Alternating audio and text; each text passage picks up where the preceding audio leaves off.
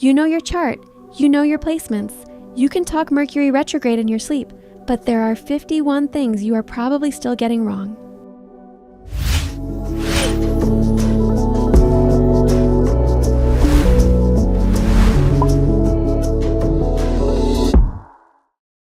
Even the most dedicated astrology fans are carrying around some misconceptions worth taking a closer look at. Today, we are going through 51 myths that believers themselves often get wrong, because going deeper into astrology means being willing to unlearn a few things along the way.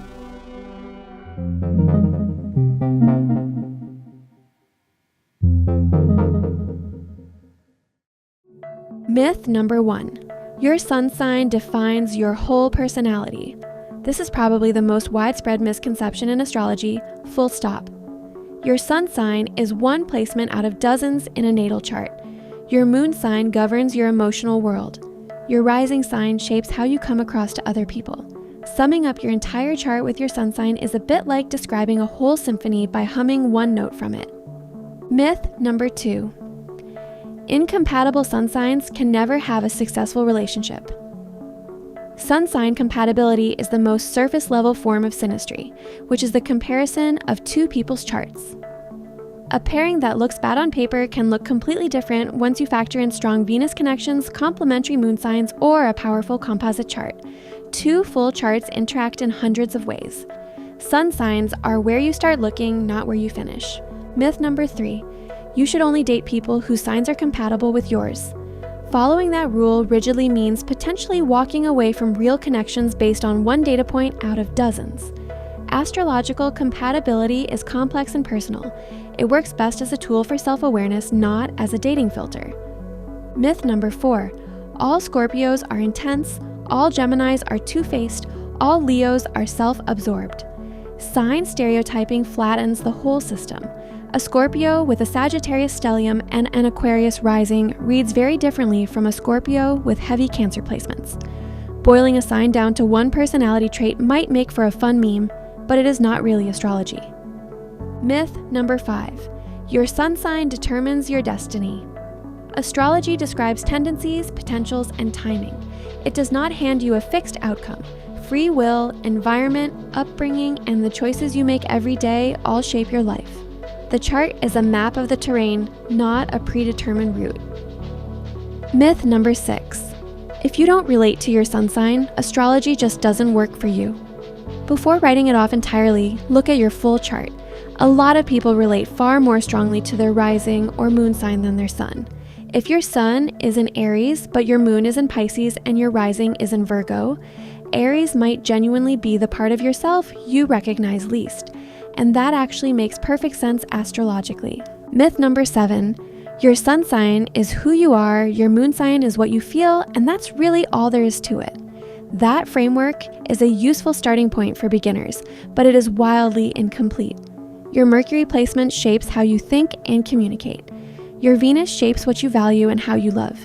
Your Mars describes how you take action and handle conflict. Your rising shapes your whole approach to life. Stopping at sun and moon leaves out most of the chart. Myth number 8. Cusps are real and people born on them are half one sign and half another. In actual astrological practice, cusps do not work this way. The sun is always in one sign or the other. It does not straddle a boundary. If you were born on a day when the sun was changing signs, you need to look at your precise birth time to know exactly which sign it was in when you arrived. The idea of being a Scorpio-Sagittarius cusp, for example, is a pop astrology concept with no real basis in chart work. Myth number 9. The modern psychological interpretation of signs is more accurate than traditional meanings. Modern and traditional astrology are different tools, not a straight upgrade path. Traditional astrology, including Hellenistic and medieval techniques, has a level of precision and predictive power that modern psychological astrology sometimes trades away in favor of softer, more therapeutic language. Neither is simply better. They serve different purposes and ask different questions. Myth number 10. Your sign's ruling planet is automatically the most important planet in your whole chart. The chart ruler, which is the planet that rules your rising sign, is genuinely significant. But calling it automatically the most important planet ignores a lot. a planet that is conjunct your sun, sitting exactly on your midheaven, or forming tight aspects to multiple other planets may have far more practical influence in your life than the chart ruler. Chart analysis requires looking at the whole picture, not just defaulting to a hierarchy. Myth number 11. Knowing someone's sign is enough to predict how they'll behave in a conflict. It really is not. How someone handles conflict is shaped by Mars placement, Mars aspects, the moon, the rising sign, the condition of the 7th house, current transits, and the specific relationship dynamic involved. Sun sign alone gives you a rough sketch at best. Assuming a Taurus will always be stubborn in a fight or an Aries will always be aggressive is the kind of generalization that makes astrology look shallow when the tradition is actually quite deep.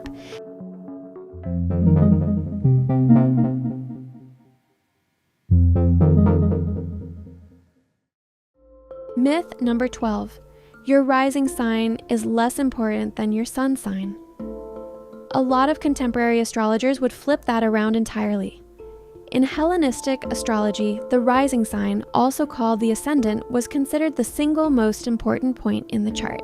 It governs your physical appearance, your instinctive responses, and the lens through which your entire chart gets filtered. Do not overlook your rising. Myth number 13. A stellium in one sign means you're basically just that sign. A stellium, which is 3 or more planets clustered in the same sign, does concentrate a lot of energy in one area. But those planets still carry their own distinct meanings. A Venus stellium in Taurus expresses very differently through love and aesthetics than it does through communication or ambition. Having a lot of planets in one sign does not erase what each of them individually means. Myth number 14. Retrograde planets in your natal chart are always a bad thing. Natal retrogrades are not curses. They point to areas of life where energy turns inward, where there is depth, revisitation, and internalization. A natal Mercury retrograde often describes someone who thinks very carefully before they speak. That is a strength, not a flaw. Myth number 15. If you have no planets in an element, you just completely lack those qualities. Missing an element in your chart is called an elemental absence, and yes, it is worth paying attention to, but it tends to show up as an overcompensation, a deep longing, or a quality you consciously develop over time. It shapes you in real ways. It just does not erase that element from your experience. Myth number 16. The 12th house is always a house of suffering and hidden enemies. The 12th house does govern hidden things, isolation, and what lies beneath the surface of conscious awareness. But it also governs spirituality, dreams, retreat, and transcendence. For a lot of people, a heavily occupied 12th house points to a rich inner life and a deep connection to the unseen. Context always matters enormously. Myth number 17. Your natal chart is a fixed snapshot. It doesn't change or evolve. Your natal chart itself is fixed, yes, but astrology is not a static system.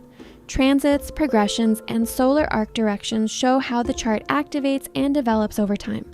What is being triggered in your chart at 30 looks very different from what was active at 17. The chart is a living reference point, not a photograph.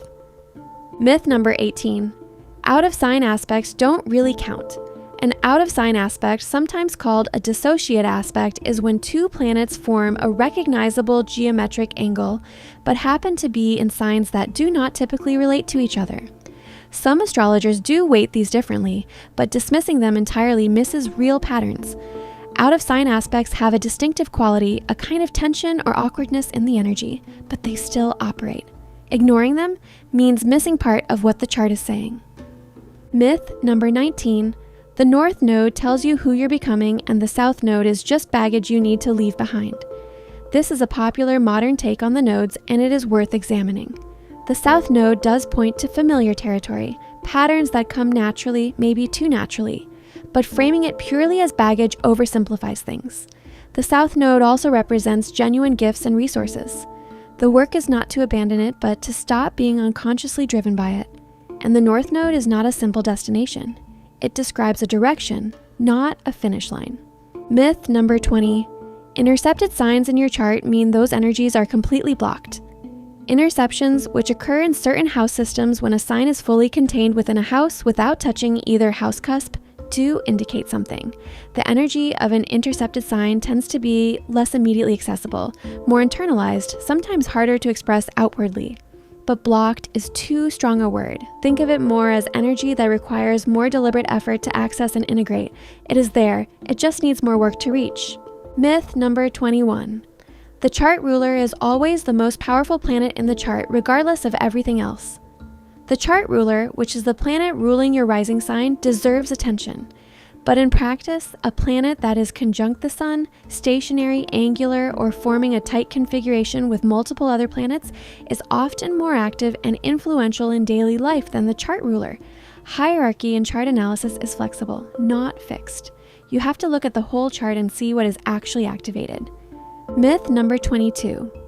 Planets in the first house always dominate everything else in the chart. First house placements are prominent and visible. They tend to color the personality in obvious ways and show up in how a person presents themselves. But a planet in the first house that makes no major aspects to the rest of the chart may actually be less influential than a tightly aspected planet elsewhere. Prominence is not the same as power. Context matters here just as much as placement. Myth number 23. Angular houses are always more important than cadent ones. Angular houses, the 1st, 4th, 7th, and 10th, are associated with action, visibility, and direct impact on the world. Cadent houses, the 3rd, 6th, 9th, and 12th, are often described as weaker or more internal. And there is something to that traditional distinction. But a cadent house loaded with planets, especially if one of them is the chart ruler or a planet making a tight aspect to the sun or moon, can be enormously significant in a person's life. The cadent placement does not neutralize the planet's meaning. Myth number 24. A well-aspected chart means an easy life. A heavily afflicted chart means a hard one. This is a tempting shorthand, but it breaks down in practice. Some of the most accomplished and resilient people have charts full of squares and oppositions, which are the so-called difficult aspects. Those tensions generate drive, ambition, and the motivation to push through obstacles. Meanwhile, a chart with lots of trines and sextiles, which are the easier aspects, can sometimes describe someone who has access to a lot of natural ease but struggles to do anything with it. Difficulty in a chart is not a sentence. It is often a source of strength. If you're enjoying this video so far, don't forget to hit that like button. It really helps out. And if you love astrology, make sure to subscribe and tap the bell so you never miss a new upload. All right, let's get back to it.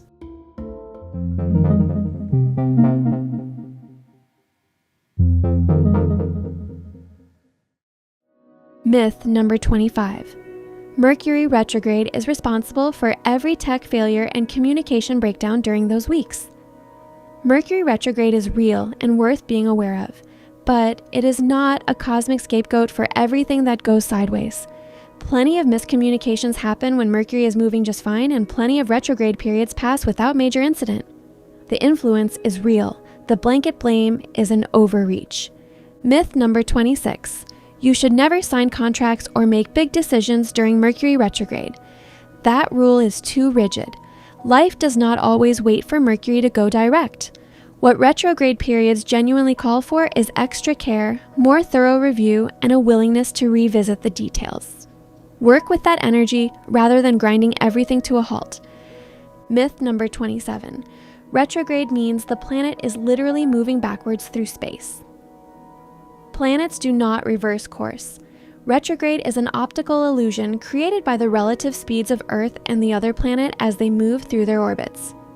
It is similar to when a faster train passes a slower one, and the slower train appears to drift backward even though it is still moving forward. The planet's actual motion is completely normal. Only the appearance from Earth changes. Myth number 28. Every major transit affects everyone the same way. A Saturn transit over your natal Venus hits differently, depending on your whole chart, your current life circumstances, and where you are in your life overall. The same transit that brings one person a deepened commitment in a relationship might bring another person a period of serious reassessment. Transits are triggers. What they set off depends entirely on what is already there. Myth number 29. A Saturn return is always a painful crisis. Saturn returns happen around ages 29, 58, and 87, and they do tend to bring significant restructuring. But restructuring is not automatically painful. For people who have been building thoughtfully and living in alignment with their actual values, a Saturn return can feel more like a graduation than a breakdown. Myth number 30. Eclipse season is always dangerous or something to dread. Eclipses are powerful and accelerated turning points, but power is not the same thing as danger. Eclipses tend to coincide with major shifts, endings, and new beginnings. Whether those feel disruptive or genuinely liberating depends on where the eclipse falls in your personal chart and what is already ready to change in your life. Myth number 31. You should feel every major transit the moment it hits exact. Transits often build over time and have an orb of influence that extends before and after the exact hit. A Saturn square to your natal sun, for example, might start making itself felt weeks or even months before it is technically exact, especially if Saturn is moving slowly or stations retrograde nearby. Waiting to feel nothing until the exact date and then feeling confused when nothing dramatic happens is a misunderstanding of how transits actually unfold. Myth number 32. Outer planet transits hit everyone equally hard regardless of chart. Uranus, Neptune, and Pluto transits are significant, but how significant depends enormously on what they are hitting in your natal chart. If a Pluto transit is conjuncting your natal sun, that is a major life event. If it is making a loose trine to a fairly unexpected planet in a Caden house, you might barely register it. The planet doing the transiting matters, but so does the natal planet being triggered and its condition in the chart. Myth number 33. Venus retrograde is basically just a love version of Mercury retrograde. Venus retrograde and Mercury retrograde are different animals. Mercury retrograde is about communication, information, and logistics going haywire in fairly immediate practical ways. Venus retrograde is slower and tends to be more internal. It often brings up unresolved feelings about relationships and values, sometimes dragging old connections back to the surface. It is less about things going wrong in the moment and more about a deeper reckoning with what and who you actually value. Myth number 34. Mars retrograde means you'll lose all your drive and motivation. Mars retrograde does tend to redirect energy inward. Direct outward action can feel more effortful or frustrated during these periods, but it is not a motivation blackout. It is often a period where energy that has been scattered gets consolidated, where people reassess what they actually want to fight for. Working with Mars retrograde rather than against it often means focusing on internal projects, strategy, and preparation rather than launching major initiatives. Myth number 35. A Jupiter transit always brings good luck no matter what else is going on. Jupiter transits are generally associated with expansion, opportunity, and optimism, but Jupiter can also expand problems just as easily as it expands possibilities. A Jupiter transit hitting a natal planet that is already under stress from a Saturn or Pluto transit does not automatically cancel the difficulty. It might make things bigger in ways that are not exactly lucky. Jupiter is best understood as a magnifying influence, not a guaranteed good one. Myth number 36. Pluto transits are always catastrophic. Pluto transits are intense. They tend to bring transformation, power struggles, and encounters with what lies beneath the surface.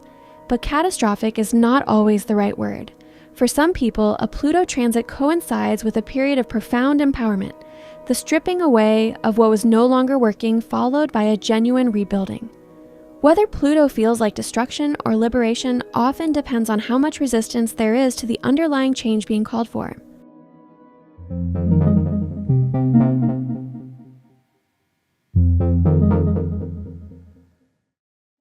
Myth number 37. Sun sign compatibility charts give you the full picture of relationship potential. They give you maybe 1% of the picture, and that is being generous. A real synastry reading looks at how every planet in one chart aspects every planet in the other, what the composite chart reveals about the relationship itself, and how both charts interact with current and upcoming transits. Sun sign compatibility is a starting point. It is nowhere near a verdict. Myth number 38. Fire signs and water signs can never work together. Every elemental combination comes with its own challenges and its own strengths. Fire and water together can generate a lot of energy and intensity. The friction between those elements can produce real passion, creativity, and growth. Difficulty in a pairing is not the same as incompatibility. Some of the most dynamic and lasting relationships exist between signs that supposedly do not work on paper. Myth number 39. Same-sign couples are either perfectly matched or a total disaster. Same-sign relationships are complicated specifically because both people bring the same strengths and the same blind spots. Two Virgos might build something extraordinarily functional together or get locked in mutual criticism. Two Pisces might reach profound emotional intimacy or avoid every hard conversation in unison. The sign alone does not tell you which way it goes. Myth number 40. You need a professional reading to figure out if you're astrologically compatible with someone. Professional readings add real depth and nuance, no question. But the foundational tools, synastry overlays, composite charts, elemental balance are accessible to anyone willing to learn them. Astrology is a skill you can genuinely develop over time. You do not have to outsource every question to someone else. Myth number 41. A double whammy in synastry guarantees a fated or karmic relationship. A double whammy is when the same planetary aspect appears in both directions between two charts. Your Venus aspecting their Mars and their Venus aspecting your Mars, for example. These do tend to create strong, felt connections. But intensity is not the same as compatibility or longevity. Plenty of highly charged double whammy connections are also deeply difficult relationships. Fate and chemistry are not the same as a healthy dynamic. Myth number 42. Moon sign compatibility matters more than anything else in synastry. Moon connections are genuinely important. They speak to emotional resonance, comfort, and a sense of feeling at home with someone. But prioritizing the moon above everything else ignores the role of Venus in attraction and values alignment, Mars in physical chemistry and conflict style, and Saturn in the long-term structural foundation of a relationship. Synastry is a conversation between all of the planets, not a single metric. Myth number 43. If your Venus and their Mars don't aspect each other, there's no real romantic or physical attraction.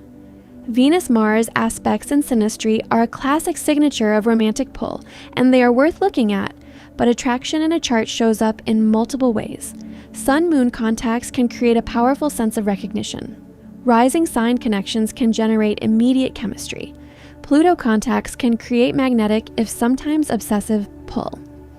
Limiting the search for attraction to Venus-Mars alone means missing a lot of what is actually happening between two charts. Myth number 44. The composite chart tells you whether a relationship will last. The composite chart describes the nature and purpose of a relationship as its own entity.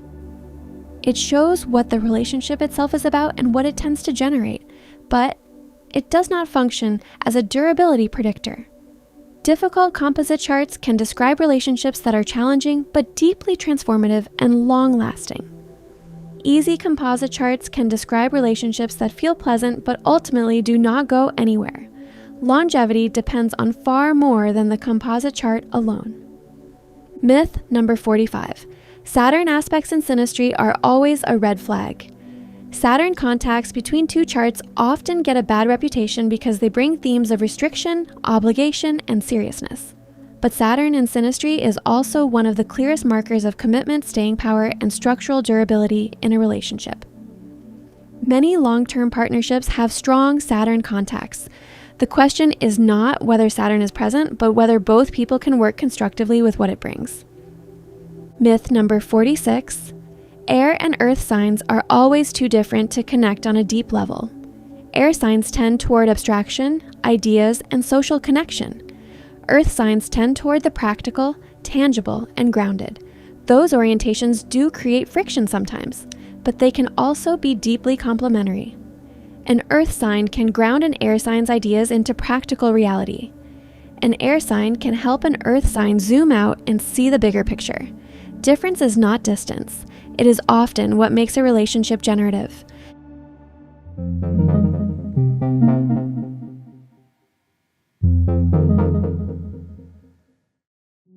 Myth number 47. There's one correct way to interpret a birth chart. Astrology has multiple valid traditions, including Hellenistic, medieval, modern psychological, and evolutionary astrology, each with different techniques, rulerships, and interpretive frameworks. A skilled astrologer develops their own working synthesis over time. There is no single authoritative way to read any chart. Myth number 48. Western astrology is the only legitimate system. Vedic astrology, also known as Jyotish, has an equally ancient and sophisticated tradition with its own rich methodology. Chinese astrology, Tibetan astrology, and Mesoamerican systems all represent genuinely distinct approaches to the same fundamental project, which is understanding human experience through the lens of celestial cycles. Western astrology is one tradition among several valid ones. Myth number 49. If you don't know your exact birth time, astrology can't really help you. Birth time matters most for figuring out your rising sign and house placements, and those are genuinely important pieces of the chart. But your planetary sign placements, the aspects between them, and a significant portion of your chart are still valid without an exact time. Astrologers work with unknown birth times regularly, either through a technique called chart rectification or by simply focusing on what can be confirmed. Not having your exact birth time is a limitation. It is not a deal breaker. Myth number 50. The more placements and aspects you have in your chart, the more complex and difficult your life will be. Every chart has placements. Every chart has aspects. The sheer quantity of aspects or the density of a chart is not what determines how challenging a life is.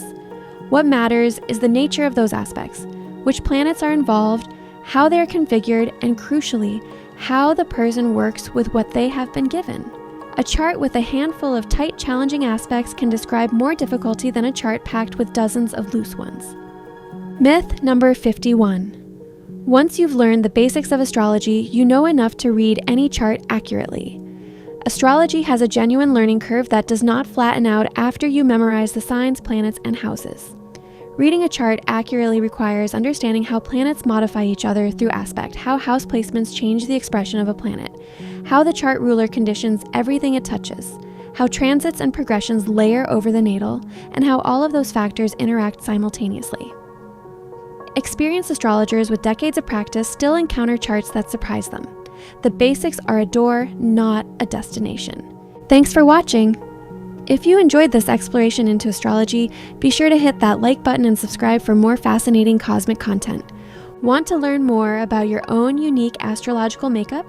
Get your complete birth chart for free by clicking the link in the description below.